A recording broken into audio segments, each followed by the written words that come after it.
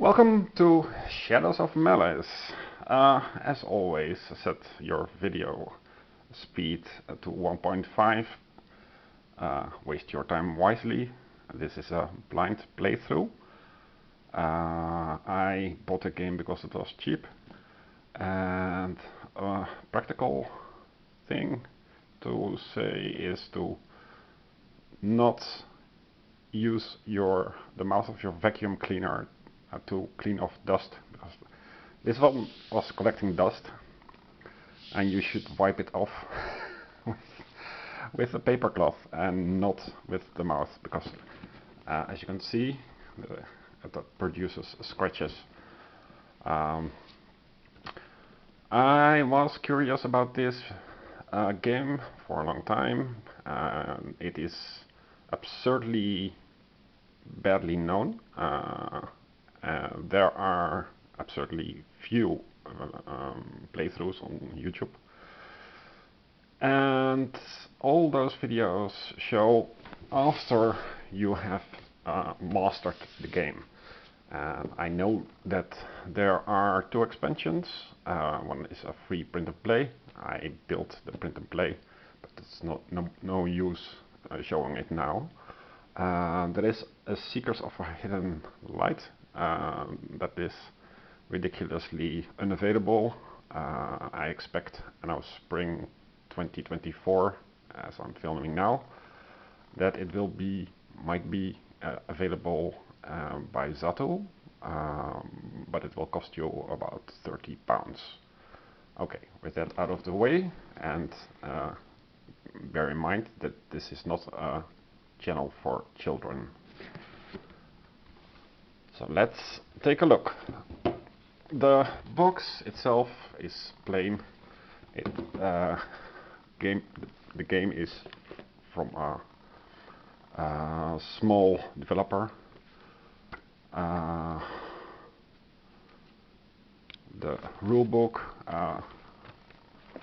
shows a small background story that at one time the evils threatening the land had been banished, but as time ticks on, the guardians became dormant, and evil is once again seeping through the land. Their game components leave a lot to the imagination, which can be a good thing or a bad thing, depending on if you have imagination and if you are in the mood. The rulebook is good, but as you can see, it uses a lot of iconography, and there are some helper files, and it uses something like a D star, which we'll get into. As you can see, this is an adventure game where you have a grid with hexagons, and you move across those hexagons, and obviously you have difficult to cross terrain, forbidden terrain. There are cities, and they are all generated, so it requires something from the player. It's a dice-driven game because it's American. It generates creatures. Creatures can have extra abilities. So this is one of the... There are several unique selling points for this game. So it provides an adventure in a small table footprint, much like Explore It. Explore It unfortunately doesn't work for me because it is too vague in terms of rules. I get distracted and zone out because of the rule ambiguities, and this is much more mathematical, if you like, more precise. Um, the drawback of this game is that it expects you to have friends that play along, have the same amount of free time as you. So the alternative is that you play three-handed. At least that is the recommended version.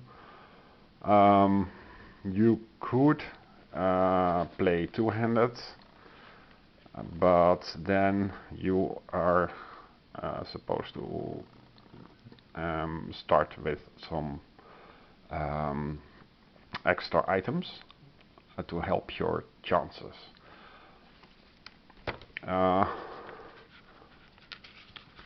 Yeah, we'll go through the game. Let's take a look at the components. So there are some things that you could print out. There is the separate creature generator with the creature types, combat sequence. Combat sequence is quite complicated, so fair warning. Let's see what this is. I didn't print this out. This was part of the package that I bought. There is very little demand for it, so I would recommend to not buy it first hand, but just take your time and look for it second hand. There are always people wanting to sell it.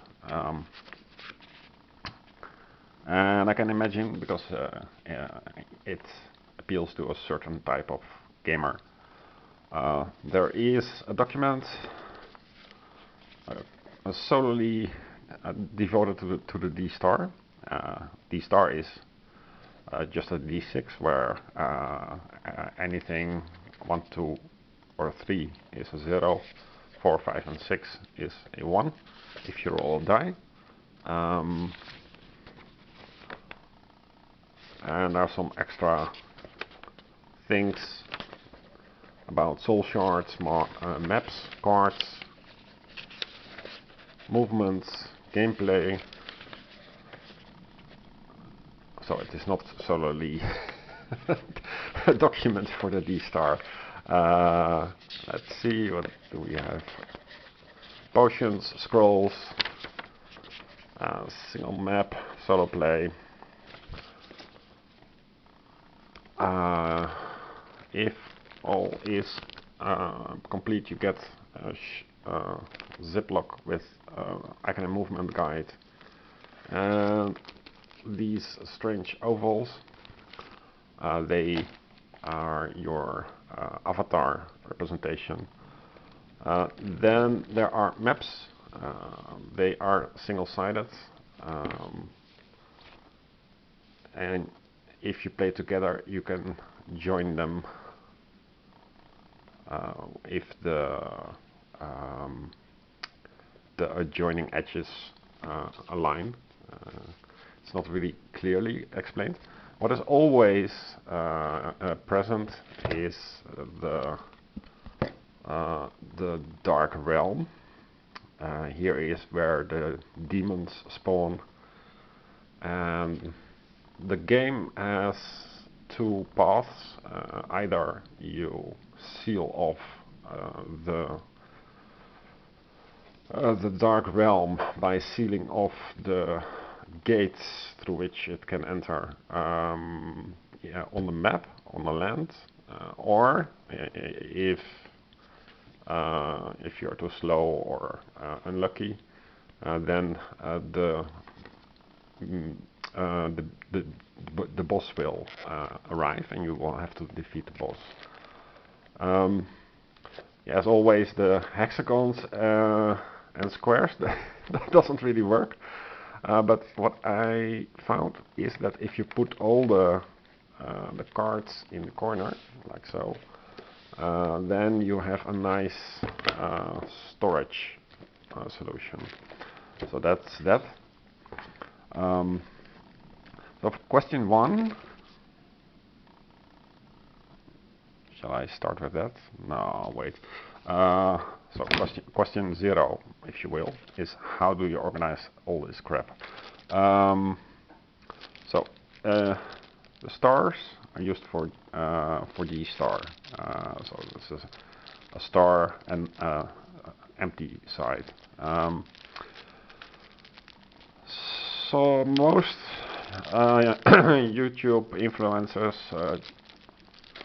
they need some help, I think. They are complaining about the D-star. It's very simple. You buy a black background die that has round corners, so it can roll.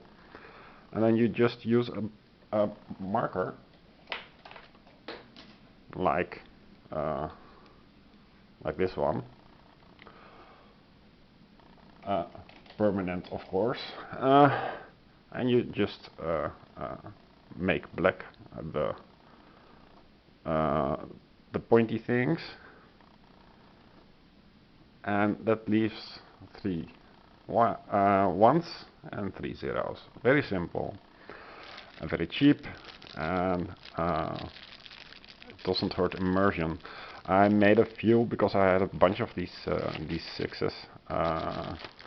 Then I sorted out this stuff, because every game you start with the same thing, 3 blank. Soul shards is what they called. Big white die and black die. White is for your rolls, black is for the enemy.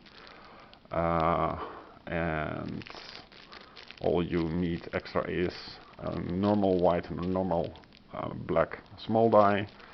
It's all provided in the game. Some health, tracking, which serves as a wound or a drain on the back side, so it's dual usage, so be careful how to place it. It's designed to be a 2 to 6 player game, so what you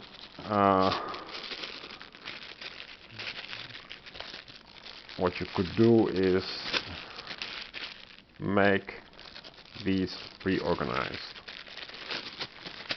which is what I did.